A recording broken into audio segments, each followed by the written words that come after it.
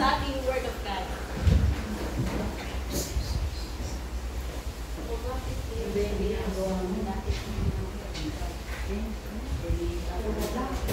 Are we ready?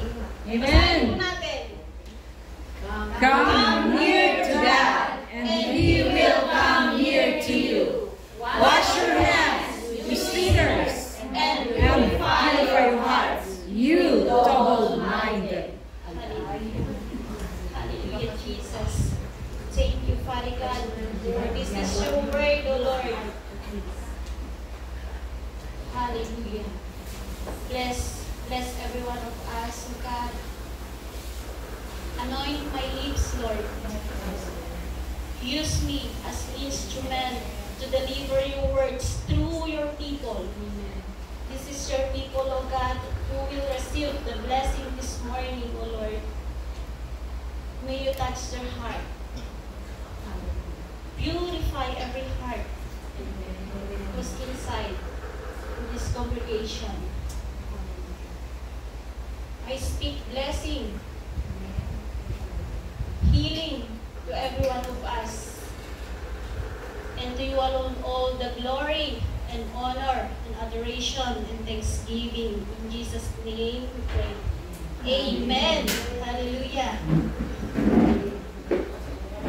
Ang text po natin is from the letter of James. James wrote this letter during the time when early Christian community, mostly po sila is Jewish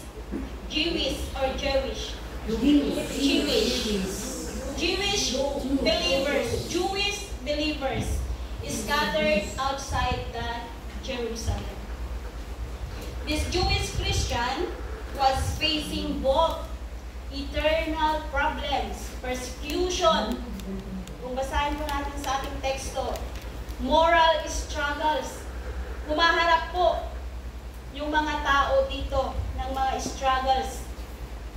Hindi lang po sa kanilang, it's not only on their community, but also inside from their heart. Our topic or theme for today is draw near to God. Paano tayo makakalapit sa Panginoon? How can we draw near to God? Ang paglapit natin sa Diyos is we enter into a deeper relationship. Yung connection natin sa ating Panginoon. Are we connected? Amen. Are we aligned? Naka-align pa ba tayo sa ating Panginoon? We acknowledge His presence. For God's presence and His existence. And we must humble and submit or surrender to God. Ano yung purpose why we are here in Cyprus? Bakit hanggang ngayon nandito pa rin tayo sa Cyprus? Because God has a purpose in everyone's life. That's why we are here. Purpose para sa ikakalwalhati ng ating Panginoon. It's not yung purpose for our self-interest, but to glorify our living God. Dito po sa teksto natin, James. Si James po ay naka-witness. Na-witness niya yung pagkakaroon ng kaguluhan, pag-aaway-away, pagkanya-kanya sa mga Jewish Christian. James rebuked yung mga tao. His audience. At sino yung mga audience niya dito? Yung mga Jewish Christian community. Nandoon po yung paghati-hati, pagkabahabahagi, may mga sarili. It's a self-interest, selfish desire, and friendship with the Word. When we say friendship with the Word, yun po yung mas inuuna natin. yung makasanlibutan kaysa yung pinapagawa ng Panginoon sa atin. Friendship with the Word is earthly desire.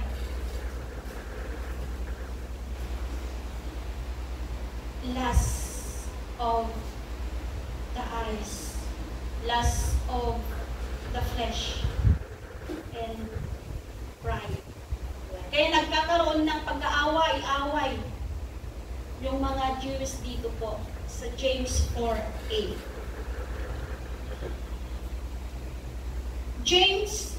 Si James po ay nagpayo o nakiusap sa mga tao to repent their sin. Number one, how we can draw near to God is through prayers.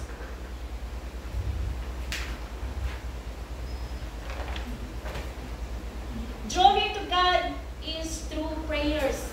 Our connection through prayers. Panalangin. When we say, we will read our text, come near to God and He will come near to you. Di po ba ang liwanag? Kung tayo'y lalapit sa Panginoon, siya rin ay lalapit sa atin. Amen. Kung tayo ay lumalayo, binibigyan tayo ng Panginoon ng freedom to choice kung tayo'y lalapit muli o tayo ay magpakalayo. Kaya nagkaroon po ng kaguluhan because they don't ask. When we say ask, connection through prayer. Walang panalangin na nangyayari po dito sa mga Jewish Christian. Lumapit man po sila through prayers, nananalangin man po sila, but they ask with their wrong motive, kaya nagkakagulo. It's not aligned from God. Hindi po natin pwedeng imupo Panginoon. Ang Panginoon ay Panginoon. Hindi yan sasagutin, lalo na po kung wrong motives po yung ating panalangin. But as for me, it is good to be near to God. I have made the sovereign Lord my refuge. I will tell all your deeds. Sabi niya po doon sa Salmo 73:28. So, ang liwanag, kung tayo lalapit sa Panginoon, ngayon, 73:28. Kung tayo lalapit ngayon, ora mismo sa Panginoon through prayer, the Lord will be with us. Yayakapin niya tayo. God will comfort us, whatever situation we are facing now. In Jeremiah 29:13, you will seek me and find me when you seek me with all your heart. Buong puso. Hindi niya po sinabi dito half. Parang yung sa Bible study natin kanina, sabi ko, it's again connected to the Word of God. Kung hahanapin natin ang ating Panginoon, seeking His face, lumuhod tayo sa Kanya, at ang Panginoon ay lalapit sa atin, mga kapatid. James urging this Jewish Christian to stop living with divided loyalties. Ang kanilang loyalties ay wala sa Panginoon, nahahati po, kaya nagkakagulo. Hindi po full surrender, hindi po buo ng kanilang heart ay binibigay sa Lord. Nahahati, for example, sa nangyayari ngayon, in reality, minsan, we are not complete surrendered to the Lord. Kasi minsan nakafocus tayo sa mga sitwasyon na hindi natin kayang i-control. Minsan nagdadoubt tayo, nase-set aside na yung ating Panginoon. Mas inuuna natin yung desire ng puso natin, ng isip. napaliwanag doon, you will seek me and find me. Hanapin mo ang Lord. Lumapit tayo sa Panginoon through prayers. Ang sabi ni James dito sa mga Jewish Christian na ito is to, sabi niya dito, you must abandon the worldly desire and return with God with sincerity. Alisin nyo na yung mga makamundong gawain, yung pag-aaway-away, yung selfish interest. Dito ako, dun ako. Hindi ba natin pwedeng sabihin sa Diyos tayo? Amen. Hallelujah. So yan ang nangyayari sa mga Jewish Christian because of their selfish desire. Because of their friendship with the Word.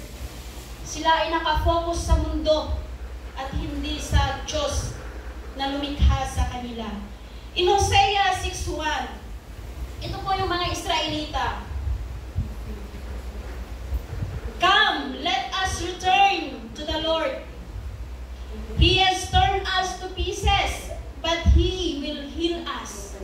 He has injured us, but He will bind up our wounds. Amen.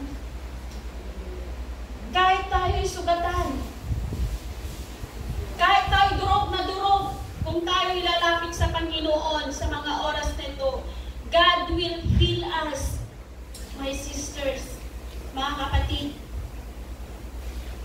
siya lang ang pwedeng bumuo sa atin. Siya lang ang pwedeng gumamot sa bawat isa na sugatan, nasaktan. Only God can heal us. Only God can make us whole again through prayers. Basta isik lang natin. Lumapit lamang tayo sa Kanya, mga kapatid. And in Zechariah 1:3, Pastor Amin, please, Zechariah 1:3.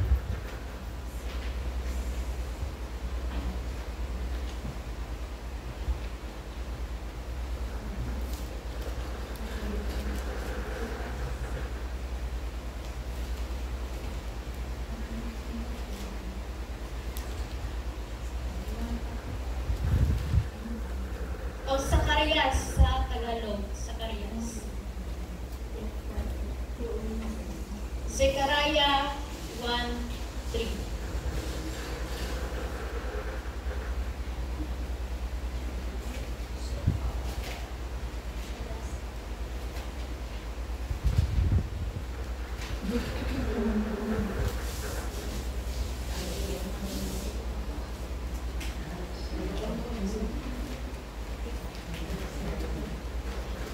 Zechariah 1:3, okay na? Or I will, okay, read it. Therefore, tell the people, this is what the Lord Almighty says. Return to me, declares the Lord Almighty, and I will return to you, says the Lord Almighty. Kung tayo'y babalik,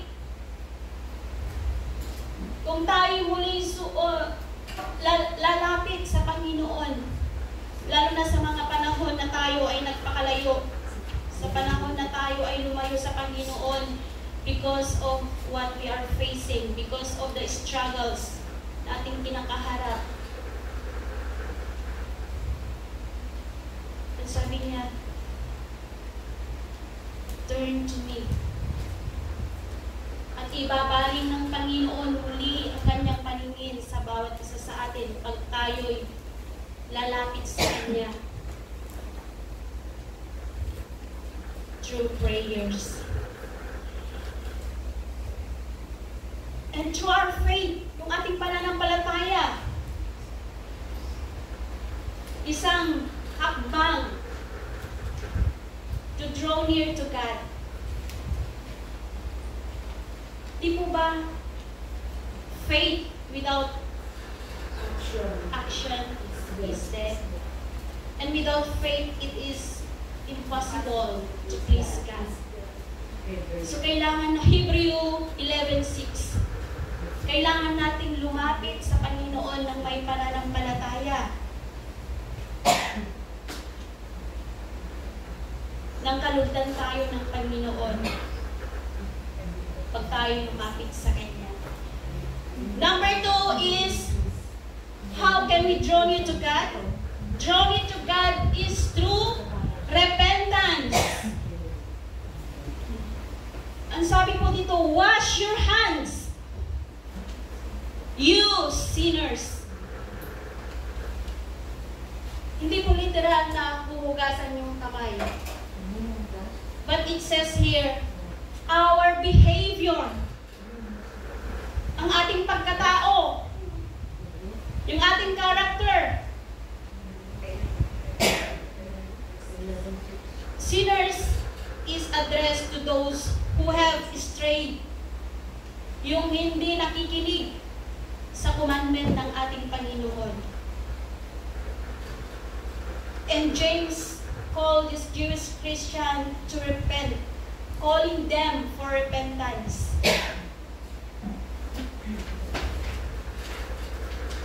In Isaiah 1:16-17, wash and make yourself clean. Take your evil deeds out of sight, out of my sight. Stop doing wrong. Learn to do right. Seek justice. Defend the oppressed. Take up the cause of the fatherless. Plead the case of the widow. Tayo makakalapit sa Panginoon kung tayo, if we humble, kung tayo luluhod sa Kanyang harapan, tayo lalapit na may pagsisisi. When we say repentance, turning away to our sins, wag na tayong muling bumalik. True repentance and humility is approaching God, turning away from sin, and returning to righteousness. Pag tayo'y pagsisisihan natin yung ating mga nagawang mga kasalanan, it softens the heart of God by His grace. Di po ba? Dahil lamang sa Kanyang biyaya, kaya tayo po ngayon ay nandito. Kaya tayo ngayon ay nagkaka-fellowship to each other because by the grace of God. Huwag naman nating abusuhin yung grace. Humingi nga tayo ng ating tawad, but after that, bumalik na naman tayo to this earthly desire. Ang nais ng Lord is true repentance. Totally. Wala nang turning back, kundi turning away to our sins, my sisters. James urging that the individuals may initially realize there are spiritual drift or naliligaw na yung mga tao because of their worldly desire. Nakafocus sila sa mundo. Nakafocus sila sa mga nais ng kanilang katawan. Kaya sinabi ni James, I'm calling you all, sabi niya, come back, bumalik tayo with a hearted devotion. Sa gitna ng kanilang struggle, sa gitna ng kanilang kinakaharap, lumapit tayo sa Panginoon through repentance. Pagsisihan natin, talikuran natin ang ating mga kasalanan.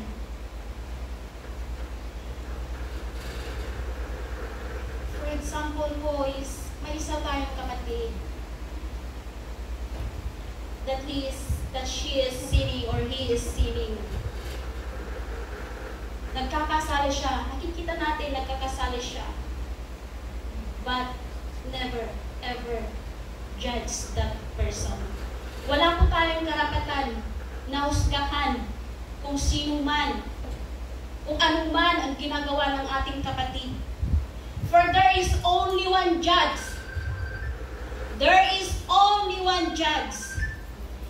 There is only one lawgiver, judge, the one who is able to save and the one is able to destroy us. And that is Jesus. God. Kaya wag po tayong maghusga. Wala tayong karapatan na humusga. Sabi po doon sa James 4:12, ilapit natin yung isa nating kapatid. True repentance. Ilapit natin. Kaluluwa pa rin yun. Kaluluwa pa rin yun.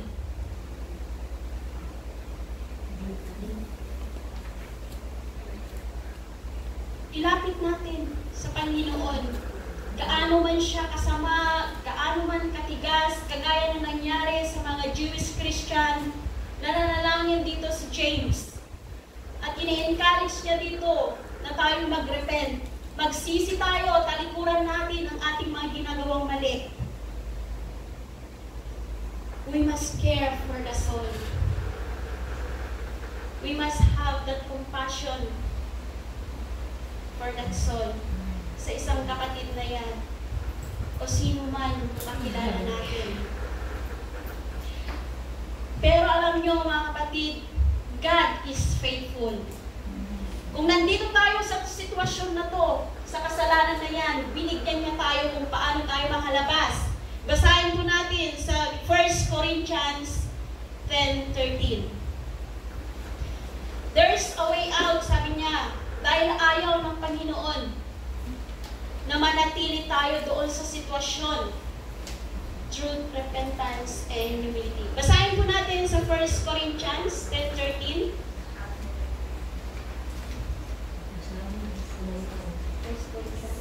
1 Corinthians 10:13. Kung sa sitwasyon mo ay hindi ka na makaalis, hindi na tayo makaalis, but God is faithful to us. He give us a way para tayo ay umalis sa sitwasyon na ating na nangyayari ngayon. 1 Corinthians 10:13. No temptation has overtaken Amen. you except what is common to mankind, and God is faithful. He will not let you be tempted beyond what you can beat. But what you are tempted, He will also provide a way out so that you can endure. Amen. Hallelujah. Di po ba? Our God is faithful. He is loving. He has the grace. Ayaw ng Panginoon na tayo nandiyan sa sitwasyon na nakikita niya na tayo nahihirapan. Binigyan din tayo ng Panginoon ng way para makaalis sa sitwasyon na yan, mga kapatid. At sabi din niya sa 1 John 1:9, di po ba sa ating Bible study, kung ipapahayag natin sa ating mga labi, di po ba siya ay faithful and just to forgive us. Lumapit lamang tayo through yung totoong pagsisisi. Tayo ay kanyang patatawarin. Di po ba ang sarap? Amen. Masarap lumapit sa Panginoon na, Lord, here I am. Nandito ako, Panginoon. Inaamin ko ako nagkasala. Di po ba sabi niya, if you confess, tayo kanyang patatawarin. So God is faithful. Amen. Nasusundan niyo po ako? Amen. So let's go to number 3. Doon po sa wash your hands, you sinners, is true repentance. Number 3 is purify your hearts. You, double-minded. Sabi niya po dyan. Number number 3 is draw near to God. How can we draw near to God? Is to submit ourselves, to surrender ourselves. Ibigay natin yung buo nating pagkatao sa Panginoon. When it says, purify your hearts, is our inner motives, kung anong nilalaman ng ating puso. Di po ba? Tayo minsan ay nagkakamali. Kasi pinapakinggan natin yung will ng puso natin. So, ang nangyayari, later on, emotion. Nagiging emotional na po tayo because we listen to our heart. And this heart is a deceiver. Deceiver po yung puso. Yung puso natin. Hallelujah. When we say purify your hearts, hindi dapat pag-ewang-gewang. Diretso po tayo sa Panginoon. Amen? Diretso. Walang lingon-lingon. Sabi nga dun sa number 2, no turning back. Ito naman is, wala nang pag-ewang-gewang. Diretso ang lakad patungo sa ating Panginoong Jesus. Hallelujah. So we must careful. When it says purify our hearts, is both our inner, yung kaloob-looban ng ating puso, at yung ating panlabas, yung ating action. Yung action ng bawat isa. Hallelujah. Kasi kung ano yung laman ng puso natin, yon ang lumalabas sa ating bibig. Kaya be careful. May lumalabas sa ating bibig that it will give us a blessing. May lumalabas sa bibig natin that it will curse everyone. It says here, double-minded. Lord, starting today, ayan na naman tayo. Every Sunday, mag-church na po ako. Pero pagdating ng Saturday pa lang, nagbago na yung ating isip. Kasi double-minded tayo eh. Paiba-iba. Hindi nakadiretso yung ating kaisipan. Kung tayo ba ay mag-church, kung tayo ba ay dadalo sa gawain. Sabi nga po sa James 1:8, those double-minded, unstable in all they do. There's a conflict. Laging may problema, di po ba? Pag nagdadalawa yung isipan mo, you always doubting, nagkaka-problema po. There's always a conflict. Nagiging magulo dahil hindi po isa ang ating kaisipan, kundi ito ay double-minded.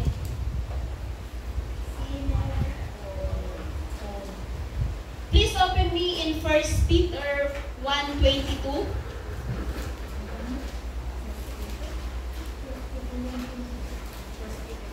1 Peter 1:22. Now that you have purified yourself by obeying the truth, so that you have sincere love for each other. Love one another deeply from the heart. Andito na naman, love, pag-ibig. May kantang ang pag-ibig ang siyang susi ng lahat. Pag tayo ay marunong umibig, yung totoong pag-ibig po ha, yung totoong pag-ibig. Doon. We are obeying the truth. We are obeying the command of the Lord. We are obeying His word. Yan po ang kanyang command, di po ba? Love one another. If you love me, sabi niya, follow my command. At ito nga po, that you have a sincere love for each other. Magkaroon tayo ng sinseridad sa bawat isa. Lagi natin ito naririnig. Action speaks louder than words. Yes, tunay nga po. Na mas mabuti pa yung i-action mo na lang kaysa salita tayo ng salita. In 1 John 3:3, all who have this hope in Him purify themselves just as He is pure. Ang ating Panginoon,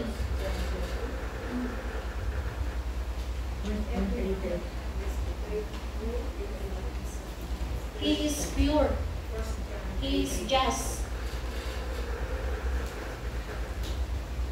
Laging nakaano dito, purify our hearts, Lord. Lagi natin kinakantayan, purify our hearts, Lord.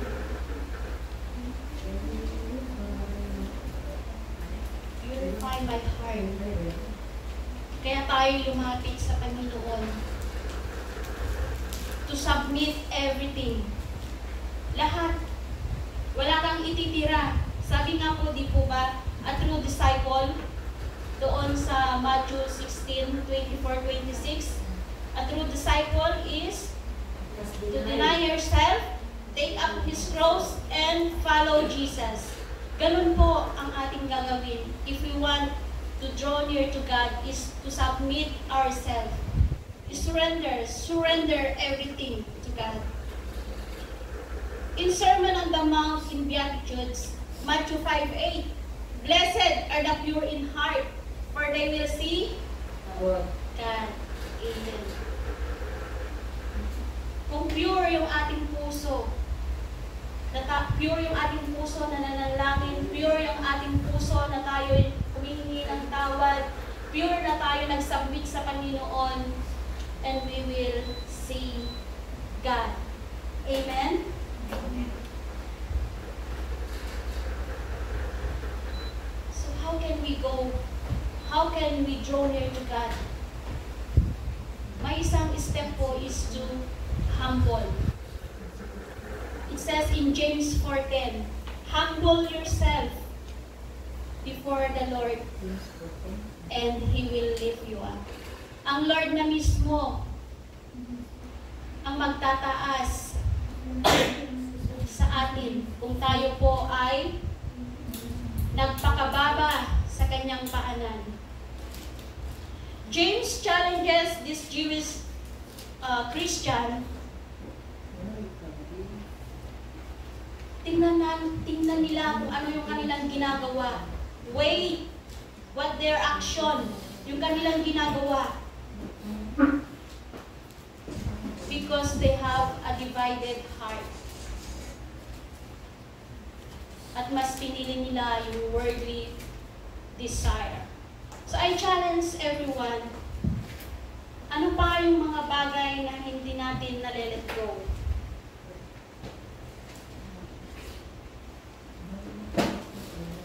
I challenge everyone to let go sin, kasalanan. To let go of pride, yung napag-anuhan natin kanina sa Bible study. To let go our double-minded, paiba-iba ng kaisipan.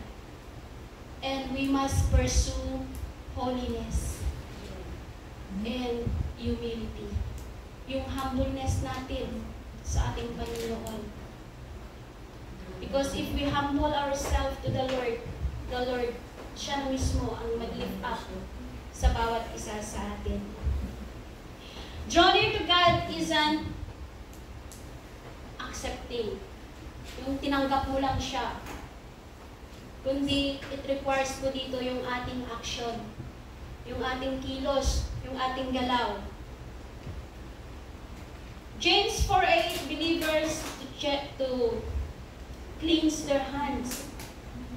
When we say cleanse their hands, it symbolizes our outside behavior. Yung ating mga pag-uugali. Nawa, yung word na ito is dito natin baguhin kung ano ang dapat nating baguhin. Purify our hearts, yung inner natin, kung ano yung nasa puso ng bawat isa. Kahit itago mo yan ng itago, lalabas at lalabas din kung ano ang nasa puso ng bawat isa. Ilalabas siya ng Panginoon through our action. James called this Jewish Christian to live with integrity. Integridad. Not divided between God and Word. Gusto niya focus sila sa Panginoon, but what happening is nadi-divide po. Nagkakaroon po ng division, nagkakaroon ng pagkanya-kanya sa kanilang ganito, ganon ang nangyayari. So God will not listen on their prayer because of their negative thinking. God desires relationship, not a ritual. Relasyon, yung malalim na relasyon natin sa Panginoon.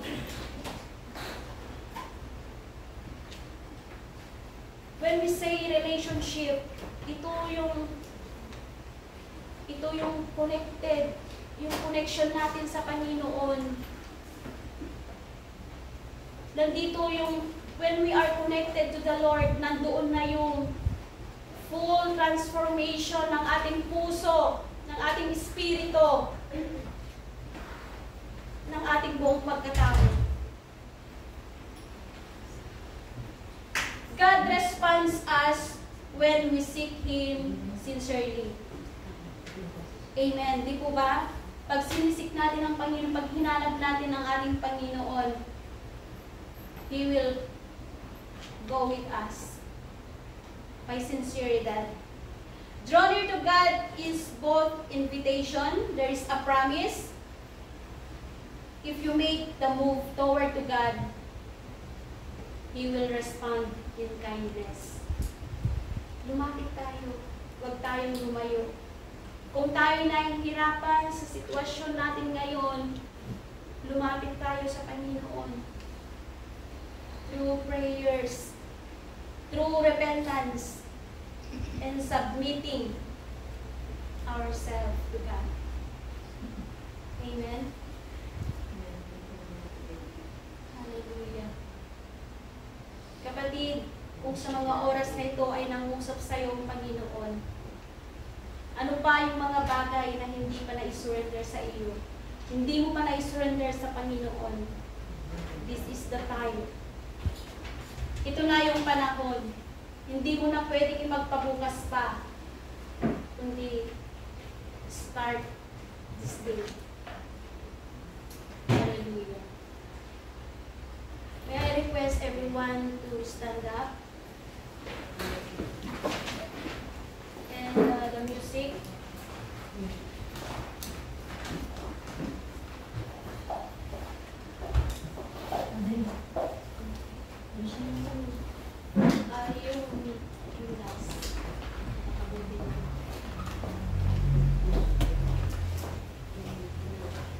Kung sa araw na ito ay may mga pinagdadaanan tayo, mga kapatid, ilapit natin ito sa Panginoon.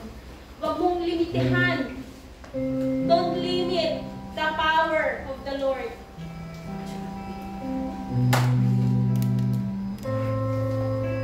Hallelujah. Thank you, Jesus. Tunay na ang Panginoon ay mabuti.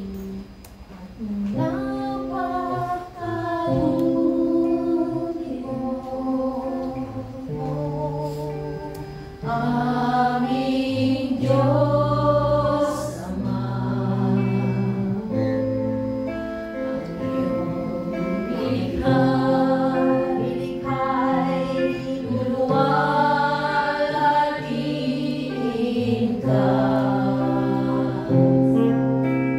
Nang pagkabuti mo, Diyos, di ka nagbabago.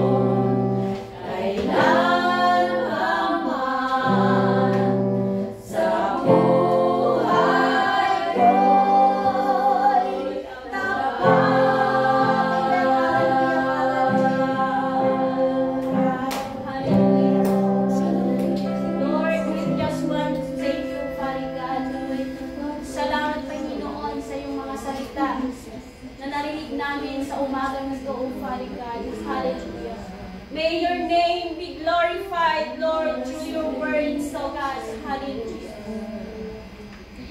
We lift up the name of your Son, Jesus Christ.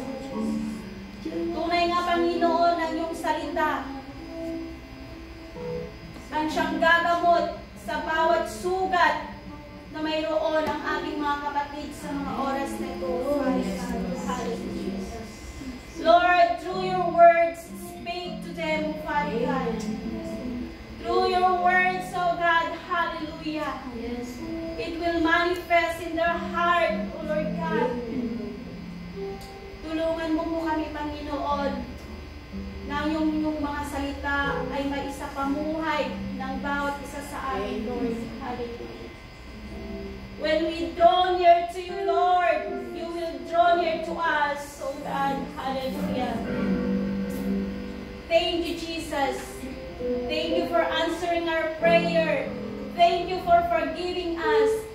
And thank you for purifying our heart today, O Lord. Hallelujah. Your name be glorified. And I speak blessing upon blessing on your people, Lord. This is your people, O God. Hallelujah. And I speak blessing. In Jesus' name I pray. Amen. Amen. Hallelujah. Thank you, Lord. And to God be all the glory.